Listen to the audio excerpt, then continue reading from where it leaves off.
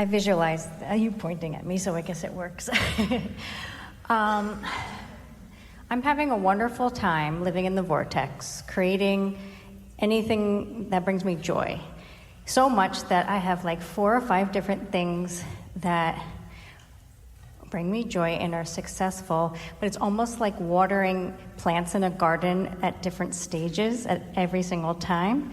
And what's wonderful... So also what's in your vortex is assistance. Assistance? Someone to water some of them. Well, it's almost... I am enjoying the process, I'm enjoying the unfolding, I'm enjoying the adventure, I'm enjoying the good feeling that each one of my interests give to me, because Yes. I'm putting into the vortex. I have my finger in the vortex so much. Does it feel out of balance? Is it like the plate spinning act that you got to keep moving to keep them spinning, or is it more relaxed than that? It's in the middle. So it's so much, it's like everything is always working out for me in each one of them, on top of my duties as a mom and a parent, and I'm like homeschooling as well. So it's like Sounds like you're feeling a little overwhelmed. Yes, but it's a lot of everything that I love, and each of it is growing successfully. Like I have 4 or 5 different businesses or interests that are slowly growing financially slowly. But my point of coming up here is like, I don't want to drop any one of them, but I want one of them to succeed so much. We hear you. You're saying, I like all of it. I don't want to take my attention away from any of it. But what's the emotion that you feel most often? So this is a good way of knowing where you're at and knowing what's coming next. Do I feel more overwhelmed or more satisfied? Very satisfied. Well, then all is well. Just keep doing what you're doing.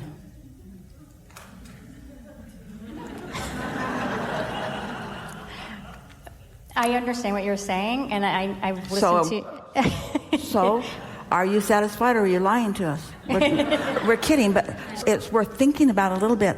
So, overall, I feel satisfied. But occasionally, how occasionally do you feel overwhelmed? And this is the only question that matters.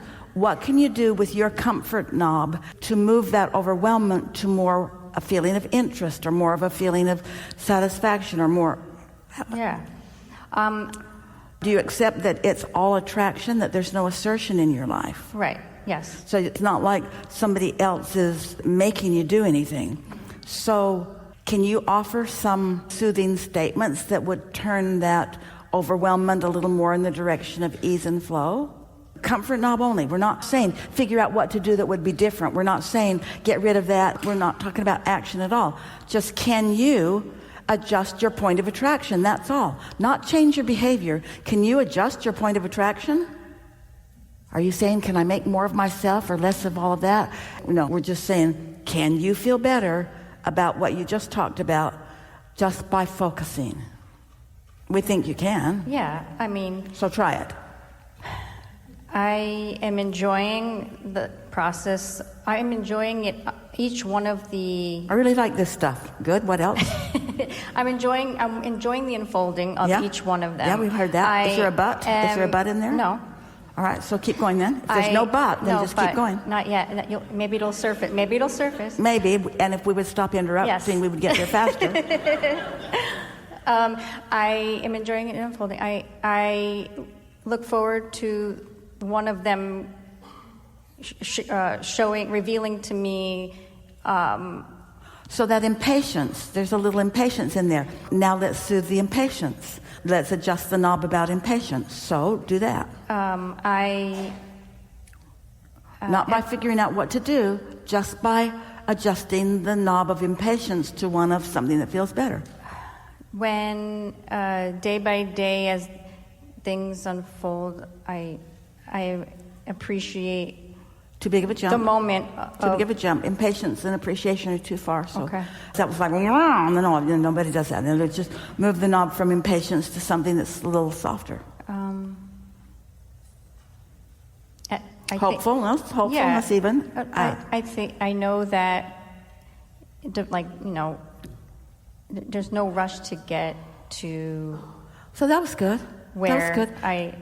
No rush. imagine where it's going to. No rush does soften impatience, doesn't it? There's no rush. I think I'm going to enjoy the unfolding of this. It's fun to see. I like what reflects back to me in terms of experience because it helps me to know where I'm at. There's only two ways of knowing what you're attracting. One is it shows up, and the other is you have a feeling, which is a sort of a manifestation too. So you feel a little impatient. Are you saying that there's all these things that you care about, one of them you care more about? The one that you care more about, if you could just give more to it and less to the others, then maybe it would happen faster. So maybe if I adjusted my action, I could get more bang for my buck out of the one I care about. You said to us that you're enjoying all of them. And so are any of them pretty self-sufficient? Two of them bring in financial success, slowly trickling in, maybe not as much as I anticipate. The one that I really want is not bringing any money in, but I've been doing it for 25 years and trying to get it to progress to... Esther said to Jerry one day, as they were working on a book, and it's a big deal. If you've ever written a book, it's a big deal. A time-consuming, just a lot of moving parts about it. And Jerry and Esther worked together on several of them, and the stack of preliminary manuscripts was usually about this tall before the book was finished. And Esther kept them in a banker's box, and then 2 banker's boxes, and then 3 banker's boxes. And she would say to Jerry, that comma that you just took out, in the last time you went through it, you put it in. In other words, she would play with him. It was like this. Anyway, a lot of detail.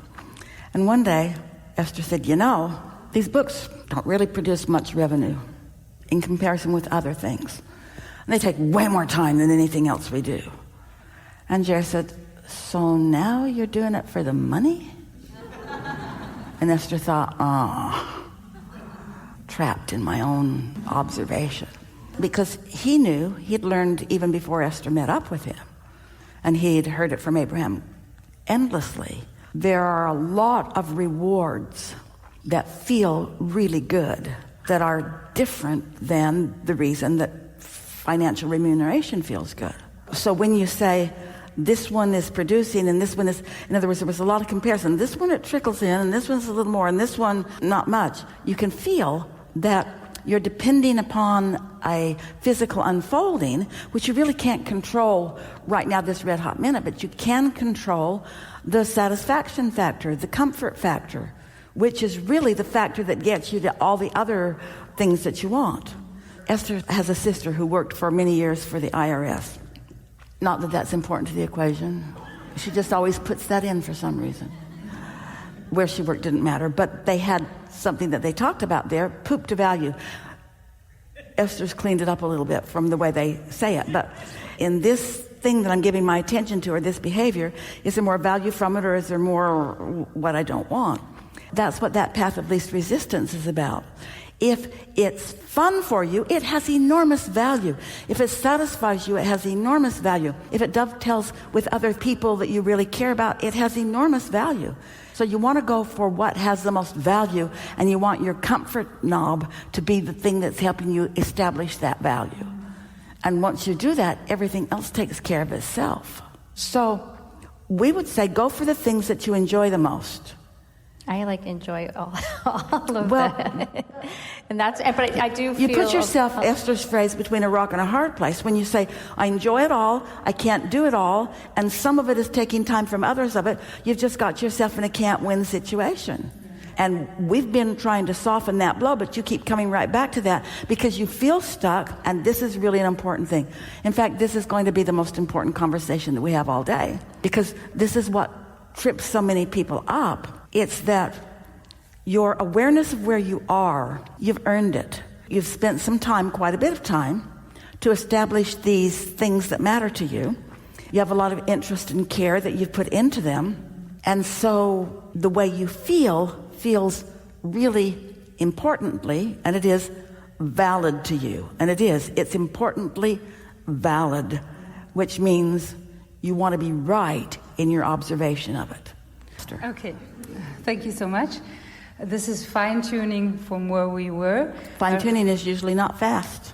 Okay, I had a question and I think I got the answer, and I'm going to present both. My question was, when I want something that other people are also wanting and there's only seemingly one That's not price. true. Seems like that, but that's a flawed premise that humans receive easily. But you've got your own pie. So You I created a pie that's uniquely yours. You're not in competition with anyone for anything. So The universe will expand to accommodate you. So there's no loser, and I can let myself want it passionately. Well, the people who lose are the people that don't let it in, but there's no loser assigned by anything else other than someone who feels upset or in competition. But my inclination is to rather step out of it, to not take anything from anybody that could feel Well, hurt that's a over flawed it. premise, and that's not a very good idea. So what you want to do is replace that with the universe expands. I don't have to give up my desire. Could I also say, Why would you say something else when that's the answer? can you say it again? Can you say it one more time, please? Why would you say, could you also, when we gave you the answer that is the answer? Don't accept that there's not enough. Don't accept that there's only one, so I'll step back to give it to the other. Yeah. We know people say you got to read the room and you got to be kind, but it creates a false premise. And you know what? The next thing that happens with most people, in fact, it's rampant in your physical humanity, is that when you believe that there is competition, then you push against your competition instead of praising them. What you think is your competition. Esther likes win-win. And like you, if the other isn't winning, she doesn't feel like she is one. But she knows that they too can have whatever they want. You never deprive someone of something because you want it and allow it to flow into your experience. You know why? Because the universe created your prize just for you. Mm-hmm. I thought so. Just for you. So and if it It goes looks to like a trophy that was already set up, but it never is that. And if it goes to somebody else, it was meant for them, and I was there for other reasons. It wasn't meant for them. They just did a better job right now of allowing themselves to be the receiver of that one. But there's one behind that, and one behind that, and one behind that, and one behind that, and one behind that. In other words, there's no meant to be. There's what any individual is asking for and their capacity to allow it. That's all there is. That was very quick and very good. This is a good time for a segment of refreshment.